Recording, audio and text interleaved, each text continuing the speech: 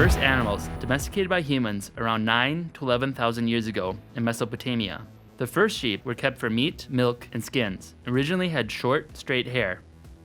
Over the course of several thousand years, longer, woolly hair was eventually bred, likely as a way to produce clothing in a way that didn't involve killing and having to skin the sheep. The development of such clothing likely encouraged humans to live in areas far colder than the Fertile Crescent. Next, I met with Jim, a local shearer. Every spring, he goes from farm to farm, shearing different sheep.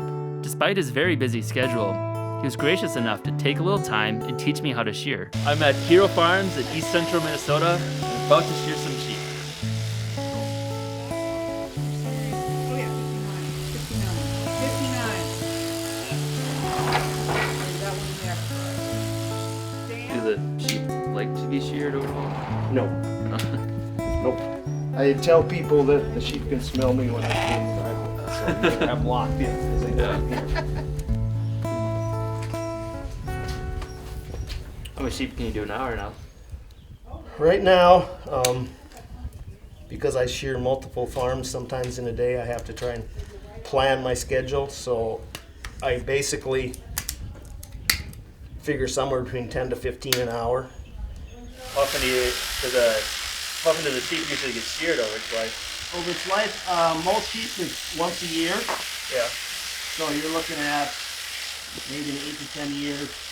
Lifespan on a sheep is probably average. After a few pointers, it was my turn. Who's next? The first step is getting the sheep on the go, which is a lot harder than you think. Get a hold of the nose. Yep. Push down. There you go. See? You know how to do it. Bend over, put your hand in the flank here. Then you're going to start right there.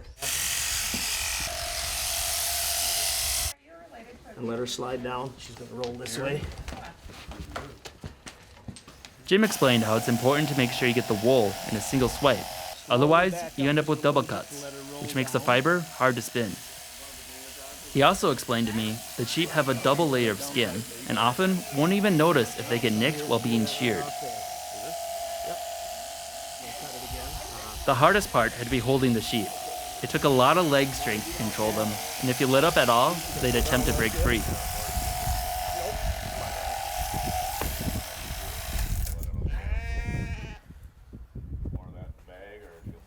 One past the back one here. Clean this off here. Step out.